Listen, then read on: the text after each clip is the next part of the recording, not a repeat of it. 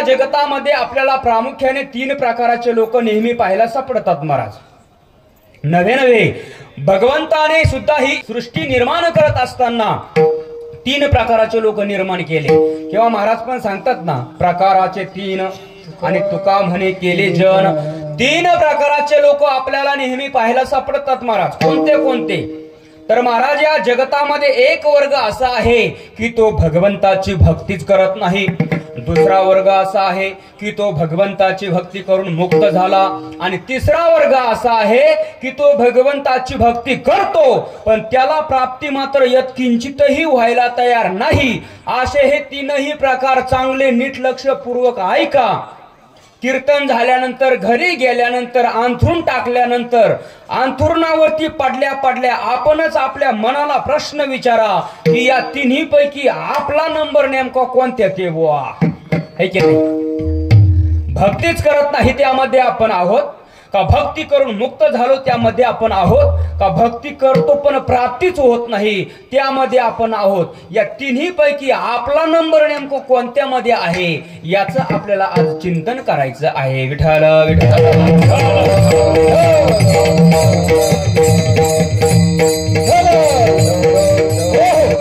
महाराज आपल्याला आज या चिंतनामध्ये विचार करायचा आहे पण कोणाचा? त्यामध्ये सुद्धा दोघांना टाळायचं आहे आणि विचार मात्र एकाचा करायचा आहे. कारण प्रसंग असा आहे की जो भक्तीच करत नाही त्याचा आपल्याला विचार करायचा नाही. जो भक्ती करून मुक्त झाला त्याचाही आपल्याला विचार करायचा नाही. पण जो भक्ती करतोय पण त्याला प्राप्ती मात्र यत्किंचितही व्हायला तयार नाही, मग यांची भक्ती नेमका कुठे चुकते विचार आपल्याला करायचा आहे त्यांचा. आता मी तुम्हाला पहिला वर्ग सांगितलाय कोणता? भक्तीच करत नाही तो, त्याचा आपल्याला विचार करायचा नाही महाराज. कारण तो भक्तीच करत नाही त्याचा काय विचार करायचा हो. बरं तो भक्ती तरी का करत नाही हो? का करत नाही भक्ती?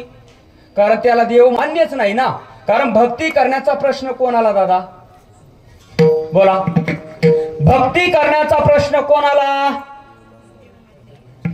ज्याला देव मानायचा आहे त्याला. पण ज्याला देवच मान्य नाही त्याला भक्ती करण्याचा प्रश्नच येत नाही ना. मला सांगा महिला वर्ग, मंगळसूत्र घालण्याची, कुंकू लावण्याची, बांगड्या जोडवे म्हणजे जे काही सौभाग्याचं लेणं आहे हे सर्वच्या सर्व सौभाग्याचं लेणं लेण्याची गरज कोणत्या महिलेला असते बोला? आता हे काय गात्यातलंय का? ज्या स्त्रीला पती मान्य आहे तिला, पण जिला पतीच मानायचा नाही तिला मंगळसूत्र, कुंकून, जोडवेन, बांगड्या म्हणजे सौभाग्याचं लेणं लेण्याची काही गरज आहे का? नाही. तसं ज्या नास्तिकाला देवच मान्य नाही त्याला भक्ती करण्याचा प्रश्नच येत नाही ना महाराज. कारण तो नास्तिक आहे. आणि महाराज या जगाच्या पाठीवर सगळ्यात विषारी प्राणी कोणता असेल ना तर तो म्हणजे नास्तिक आहे. सगळ्यात विषारी प्राणी. आता तुमच्यापैकी काही म्हणतील महाराज काय बोलताय, सगळ्यात विषारी प्राणी तो कोब्रा किंग आहे. काही म्हणतील महाराज विंचू सुद्धा काही कमी विषारी नाहीये कारण त्याने ठणका दिल्यानंतर रात्रभर उड्या मारतो है की नाही. काही म्हणतील महाराज गांधीन माशी सुद्धा काही कमी विषारी नाहीये कारण 10 दिवस जरी काही खाल्लं नाही ती जर चावली तर डबल ताकद येते. पण महाराज हे सगळी जरी विषारी असले तरी पण यांच्यापेक्षा विषारी कोण असेल तर तो नास्तिक आहे, दुर्जन आहे. कारण तुम्ही बघा, अरे विंचवाच्या फक्त नांगेमध्ये विष असतंय दादा. अरे विंचवाच्या फक्त नांगीमध्ये विष असतंय. अरे गांधीन माशीच्या फक्त तोंडातच विष असतंय. अरे सापाच्या फक्त दातामध्ये विष असतंय. पण नास्तिकाच्या म्हणजे दुर्जनाच्या सर्वांगात विष असतंय. शास्त्रकार सांगतात वृश्चिकस्य विषम पुच्छे मक्षिकाया मुखे विषम तक्षकस्य विषम दंते सर्वांगे दुर्जनस्य तत्. किंवा तुकोबाराय पण काय म्हटले? तुका म्हणे विंचाची नांगी आणि तैसा दुर्जन सर्वांगी. महाराज या जगाच्या पाठीवर सगळ्यात विषारी प्राणी कोणता असेल तर तो म्हणजे दुर्जन आहे, नास्तिक आहे. आता या नास्तिकाची व्याख्या सुद्धा दाबा अशी आहे की स्वतः नास्तिकपणा करून या जगतामध्ये राहतो वावरतो तो नास्तिक नाहीये. मग स्वतः तर नास्तिक आहेच आहे पण आपल्या नास्तिकपणामुळे दुसऱ्याचा आस्तिकपणा घालवून त्या आस्तिकाला जो नास्तिक करतो ना त्याला खरा जातीवंत नास्तिक असं म्हणतात. आता याच्यातले पण 3 प्रकार आहे. कोणते कोणते ऐका. पहिला म्हणजे कापूर बुद्धीचा. कापूर बुद्धीचा म्हणजे कापुराला काडी लावल्यानंतर तो 2 तासाने पेट घेतो. बरोबर बोला. लगेच पेट घेतो, काही क्षणातच तो पेट घेतो आणि काही क्षणातच तो संपून जातो. कापुराच्या वाती उजळल्या ज्योती आणि ठाईची समाप्ती झाली जैसी. म्हणजे कापुराला काडी लावल्यानंतर कापूर काही क्षणातच तो पेटतो आणि काही क्षणांमध्ये संपून जातो, त्याला म्हणतात कापूर बुद्धीचा. दुसरा जो वर्ग आहे तो म्हणजे गौरी बुद्धीचा. गौरीला काडी लावल्यानंतर गौरी लगेच पेट घेते का बाबा? नाही, परत ती विजते का? ती धुपत का होईना पेट घेते, त्याला म्हणतात गौरी बुद्धीचा. आणि तिसरा जो वर्ग आहे तो म्हणजे म्हशीचा ताजा पो. त्याला तुम्ही कितीही काड्या उघडा, कितीही पेटवण्याचा प्रयत्न करा, तो तर पेटत नाहीच नाही, व त्या काडीला सुद्धा पेटू देत नाही महाराज. त्याला म्हणतात आपणा सारखे करीती तात्काळ आणि नाही काळ वेळ दया लागी. तसा हा नास्तिक स्वतः भक्ती करत नाही, दुसरा भक्ती करतो त्याला ही भक्ती करू देत नाही. स्वतः माळ घालत नाही आणि दुसऱ्याने घातलेली राहू देत नाही. आता कोरोनाच्या काळामध्ये त्यांनी बरेच त्यांचे पॅनलचे सभासद बनवले. त्यांनी सांगितलं अरे तुम्हाला जर जगायचं असेल, वाचायचं असेल तर ती माळ काढून टाका आणि रोज काळी पिशवी जिंदाबाद. आणि त्यांनी सुद्धा काढून टाकली ना. आणि महाराज माळीच्या बाबतीमध्ये बाबा असं झालंय लोकांचं की माळ म्हणजे तुळशीची लाकडं आणि कापसाचा धागा, बस. याच्या व्यतिरिक्त माळीचं महत्वच नाही राहिलं महाराज. अरे माळ म्हणजे सामान्य नाहीये. अरे एखादी मुलगी त्या ठिकाणी लग्न झाल्यानंतर पतीच्या नावाचं काय घालते? मंगळसूत्र घालते आणि त्याच्या नावाचं कुंकू लावते. आणि मग त्या ठिकाणी तिने त्याच्या नावाचं कुंकू लावलं, मंगळसूत्र घातलं, तर ती त्याची कोण होते? अर्धांगिनी होते. अर्धांगिनी म्हणजे काय? पतीच्या सगळ्या गोष्टीमध्ये अर्धा वाटा तिचा असतो, तिला म्हणतात अर्धांगिनी. बाळगा तुम्ही, पतीच्या सगळ्या गोष्टीमध्ये तिचा अर्धा वाटा असतो. कशा कशामध्ये वाटा असतो? इस्टेटीमध्ये अर्धा वाटा असतो, पुण्यामध्ये सुद्धा अर्धा वाटा असतो, परत मुलाबाळामध्ये अर्धा वाटा असतो, आणखीन कशात असतो? आता तिने आपल्या नावचं मंगळसूत्र धारण केलं म्हणून तिला अर्धा वाटा मिळतो. आता आपण तिच्या नावचं काहीच लावत नाही म्हणून आपल्याला तिचं एकही मिळत नाही. आता मला सांगा, एखाद्या स्त्रीचा पती जर ते डॉक्टर असेल तर आपण तिला काय म्हणतो? डॉक्टरीन बाई. तिला म्हटलं ना थंडी आल्यानंतर काय केलं पाहिजे? ती म्हणते हौदात बसलं पाहिजे. बरं, डॉक्टरच्या बायकोला डॉक्टरीन बाई, मास्टरच्या बायकोला मास्टरीन बाई. तिला म्हटलं ना करा सही, ती म्हणती काढा शाही, तरी पण मास्तरीन बाई. बरं, ड्रायव्हरच्या बायकोला ड्रायव्हरीन बाई आणि बुवाच्या बायकोला म्हणा बुईन. आता हे झालं त्यांच्या बाबतीत. आता आपल्या बाबतीत आहे का तसं? आपल्यापैकी जर कोणाची बायको जर नर्स असेल तर म्हणतो का आपण हे नर्स हो बा? नाही म्हणत. का? कारण आपण तिच्यासाठी काही त्याग करत नाही. पण ती बिचारी माऊली त्या ठिकाणी काय करते? पतीच्या नावाचं मंगळसूत्र आणि कुंकू कपाळाला लावते. म्हणून सर्वस्वी जबाबदारी कोणाची असते? कोणाची असते? पतीची असते. त्याप्रमाणे आपण एकदा का तुळशीची माळ गळ्यामध्ये घातली की त्या ठिकाणी आपली सर्वस्वी जबाबदारी घेणारा तो परमात्मा असतो महाराज. आपण पुरुष आहोत का? आपण त्या ठिकाणी कोण आहोत? आपण स्त्रियाच आहोत. पुरुषोत्तम परमात्मा फक्त एक आहे महाराज.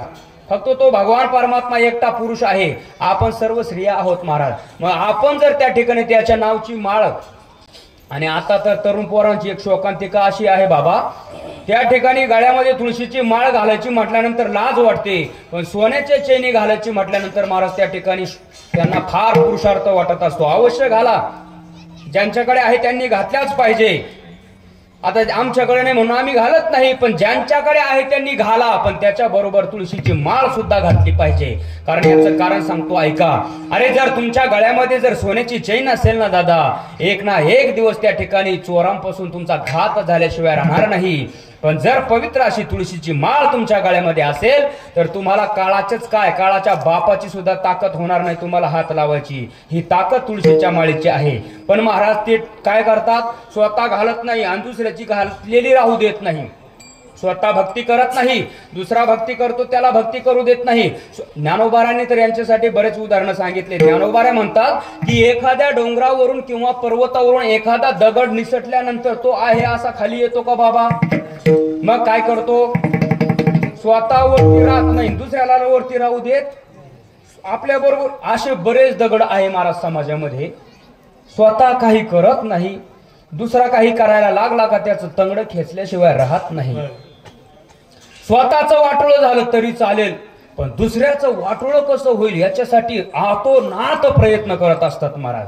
पण एक लक्षात ठेवा दादा, अरे नाही ना दुसऱ्याचं चांगलं करता आलं तुम्हाला, कधी चांगलं करू नका दादा, पण दुसऱ्याचं वाईट करण्यासाठी प्रयत्न मात्र करू नका. अरे नाही करता आलं तर चांगलं नका करू. भला किसी का कर ना सके तो बुरा किसी का मत करना, भला किसी का कर न सके तो बुरा किसी का मत करना. फूल नहीं बन सकते तो तुम कांटे बनकर मत रहना, फूल नहीं बन सकते तो तुम कांटे बनकर मत रहना. अरे नाही दुसऱ्यांच्या रस्त्यावरती तुम्हाला फुलं टाकता आले तर नका टाकू, पण दुसऱ्यांच्या रस्त्यावर काटे टाकण्याचा प्रयत्न मात्र जीवनामध्ये कधी करू नका. कारण याचं कारण सांगतो ऐका. अरे आपण जर दुसऱ्यासाठी खड्डा खोदला तर एक ना एक दिवस त्या खड्ड्यामध्ये आपल्याला सुद्धा पडावं लागतंय, हे मात्र कधी विसरता कामा नाहीये. असे बरीच दगड आहे. जाऊ द्या, मला सांगायचं काय आहे की पर्वतावरून किंवा डोंगरावरून जर दगड निसटला तर तो आहे असा खाली येत नाही, मग आपल्या बरोबर दुसऱ्याही दगडाला खाली घेऊन येतो. ज्ञानोबा सांगतात, अंग भारी सुटला धोंडा तो आपण फुटवणी होय खंड खंडा, अड आलिया ते रगडा करी जैसा. किंवा पावसाळ्यामध्ये बघा तुम्ही, पावसाळ्यामध्ये जमिनीवर गार पडते, गाराचा पाऊस झाल्यानंतर गार पडते. ज्या पिकावरती गार पडते त्या पिकाला ठेवते का बाबा ती? बरं ती स्वतः तरी राहते का? ती स्वतः राहत नाही आणि पिकालाही ठेवत नाही. किंवा ज्ञानोबा सांगतात, माशी आपण या ते गिळवी परी पुढीला वांती शिनवी. एखादा ग्रस्त जेवण करत असेल आणि त्याच्या एखाद्या घासाबरोबर जर माशी पोटामध्ये गेली तर बघा बाबा ती माशी कुठेतरी पोटामध्ये मुक्काम करायला पाहिजे की नाही तिनं, पण ती पोटात मुक्काम करत नाही, मग बाहेर येते. पण ती एकटी येते का? एकटी येते का? बिचाराने एवढं सायास करून कमीत कमी अर्धा पाऊण तास खाल्लं, त्या सगळ्याला बाहेर घेऊन येते. म्हणजे माशी पोटामध्ये स्वतः राहत नाही, अन्नाला राहू देत नाही, गार स्वतः राहत नाही, पिकाला राहू देत नाही. तसा हा नास्तिक स्वतः भक्ती करत नाही आणि दुसरा भक्ती करतो त्यालाही भक्ती करू देत नाही. बरं हा नास्तिक का भक्ती करत नाही? कारण तो देव मानत नाही. कारण त्याचं एक ब्रीद वाक्य आहे, काय? चक्षुर्वै सत्यम. जे डोळ्याने दिसतं तेच या जगामध्ये असतं, जे डोळ्याने दिसत नाही ते या जगामध्ये नाही. आता मी तुम्हाला प्रश्न विचारतो, तुम्ही त्याचं उत्तर मला द्या. जे डोळ्याने दिसतं तेच असतं असं तुम्हाला म्हणायचंय का? बोला, म्हणायचंय का तुम्हाला? मग काय म्हणायचंय? म्हणा काहीतरी. मग ज्ञानोबाराने त्याच्या मताचं खंडन केलंय महाराज. जे डोळ्याने दिसतं तेच असतं असं जर म्हणायचं असेल तर ज्ञानोबाराने अमृत अनुभवामध्ये खंडन केलंय त्याच्या मताचं. कारण तो काय म्हणतो, जे मला डोळ्याने दिसतं तेच असतंय. मग ज्ञानोबारा म्हणतात, मृगजळ माहिती ना तुम्हाला कसं असतं? सूर्याच्या प्रखर किरणांमुळे ज्या झळया निर्माण होतात त्या उन्हाच्या पहारी आपल्याला त्या पाण्यासारख्या हलताना दिसतात. आता त्या मृगजळ ते पाण्यासारखं दिसतंय दादा, पण ते पाणी असतं का? आणि जर ते पाणी असतं तर लोकांनी विहिरी खोदल्या असत्या का? बोर मारून बोर झाले असते का? तिथूनच पाईपलाईन केली असती आणि सगळा सुजलाम सुफलाम निर्णय केला असता. मृगजळ हे फक्त पाण्यासारखं दिसतंय, पण ते पाणी असतंय का? नाही. मग ज्ञानोबारांचा प्रश्न आहे, शेजारी शेजारी दोन डोंगर आहे, एका डोंगरावरती मृगजळ आहे आणि एका डोंगरावरती मृगजळ नाही. मग मी तुम्हाला प्रश्न विचारतो, त्याचं उत्तर तुम्ही मला द्या. ज्या डोंगरावरती मृगजळ नाही तो डोंगर कोरडा आणि ज्या डोंगरावरती मृगजळ आहे तो डोंगर. अरे वाह, क्या बात आहे. जाणकार श्रोता आहे महाराज. काही काही ठिकाणी म्हणतात ओला, कारण कोरड्याच्या विरुद्ध काय मोठ्याने म्हणतात ओला. नाही ना, ज्ञानोबाराय काय म्हणले? ज्ञानोबाराय म्हणतात मृगजळ जेथ नमडे तेथे असे पा कोरडे, मा उमडे जेथे जोडे ओल्हांशु काही. अरे ज्ञानोबाराय म्हणतात तो डोंगर काय ओला आहे का? नाही, तो सुद्धा कोरडाच आहे. मग या मताचं ज्ञानोबारायांनी खंडन केलंय. काय प्रश्न होता त्याचा? जे डोळ्याने दिसतं तेच असतं. मग या ठिकाणी ज्ञानोबारायांनी त्याच्या मताचं खंडन केलंय. आता दुसरा प्रश्न आहे कोणता? जे दिसत नाही ते या जगामध्ये नाही. आता दुसरा प्रश्न हा आहे, जे डोळ्याने दिसत नाही ते या जगामध्ये नाही. आता जे डोळ्याने दिसत नाही ते या जगामध्ये नाही असं तुम्हाला म्हणायचंय का? आता जे डोळ्याने दिसत नाही ते जर नाही असं जर तुम्हाला म्हणायचं असेल तर मी काही प्रश्न तुम्हाला विचारतो, त्याचं फक्त उत्तर तुम्ही देत चला. मी तुम्हाला प्रश्न विचारतो, त्याचं उत्तर तुम्ही द्या. जे डोळ्याने दिसत नाही ते नाहीच असं जर म्हणायचं असेल तर त्याच्यासाठी मी तुला प्रश्न विचारतो. मला सांग, तिळामध्ये तेल आहे का? पटापटा बोलायचं, घाबरायचं नाही. मी तुमच्याच बोला, तिळात तेल आहे का? नाही, जाऊ द्या. तिळात तेल आहे का? आहे, पण ते दिसतंय का? मग ते नाहीच का? बरं, लाकडात अग्नी नाही का? पण तो दिसतोय का? मग तो नाहीच का? बरं, फुलात सुगंध नाही का? पण तो दिसतोय का? मग तो नाहीच का? बरं, ऊसात गुढी नाही का? पण तो ते दिसते का? मग ते नाहीच का? दुधात तूप नाही का? पण ते दिसते का? मग ते नाहीच का? जगात देव नाही का? पण तो दिसतोय का? मग तो नाहीच का? मग पाहायचंय का? देव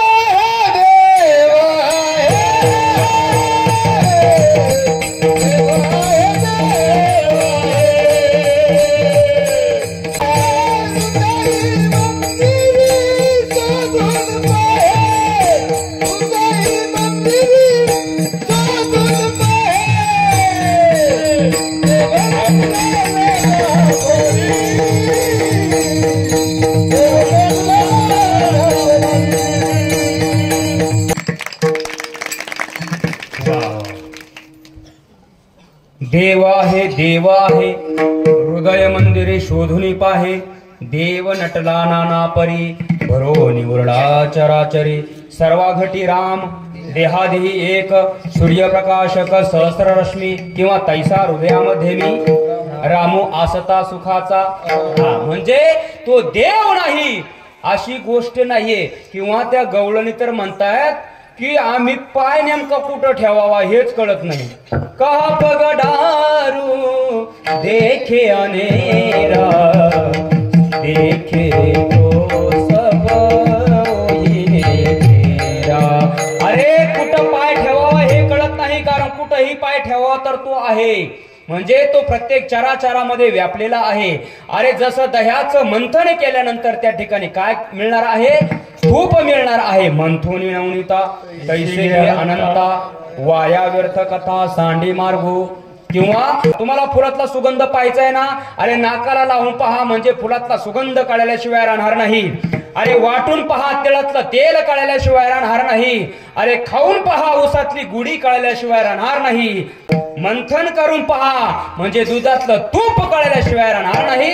तसं संत संगतीमध्ये जाऊन भगवंताचं चिंतन करून पहा, परमार्थ रूपी रवी लावून त्या ठिकाणी भगवंताची आळवण करून पहा, म्हणजे या जगातला देव कळल्याशिवाय राहणार नाही. महाराज उगीच झिपऱ्या वाढून देवच नाही बोंबलत फिरण्यात काय मजा आहे हो.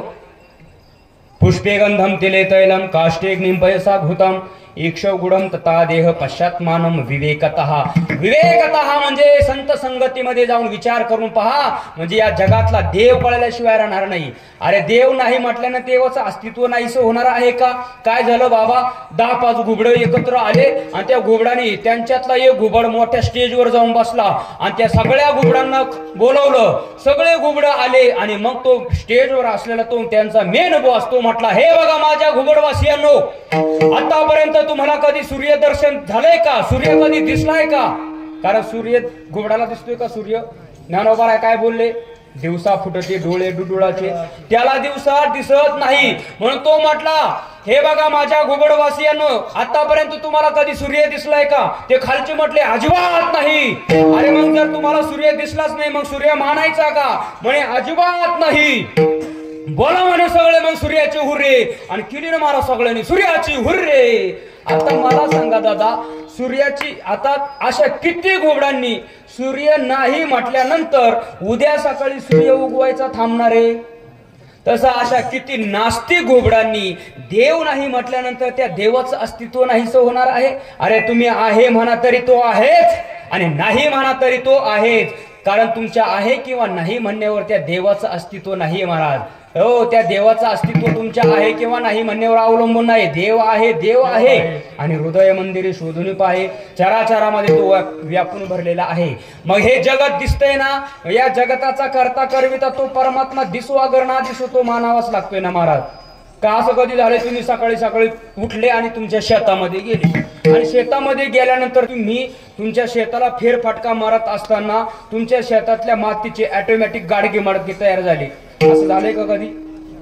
ज्ञानोबा ज्ञानेश्वरीच्या 9व्या अध्यायाच्या 74 क्रमांकाच्या ओळीमध्ये सांगतात, ज्ञानोबा म्हणतात, एरवी तरी भूमी आतोनी स्वयंभ, काय घडे या गाडगे याचे निघती कोंब, परी ते कुलालमतीचे गर्भ उमटले की.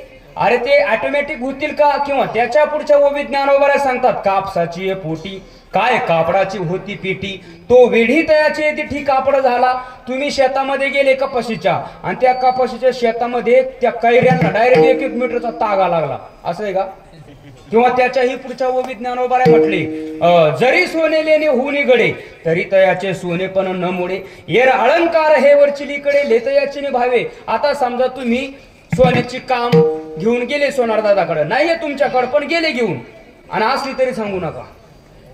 तुम्ही घेऊन गेले सोनार दादाकडे, सोनाराने ती काम बघितली, आणि त्या बघितल्याबरोबर त्याचे ऑटोमॅटिक अलंकार तयार झाले. असं आहे का? नाही. अरे ज्या अर्थी अलंकार दिसतायत ना, मग त्या अर्थी तो सोनार दादा दिसो अगर ना दिसो तो मानावाच लागतो.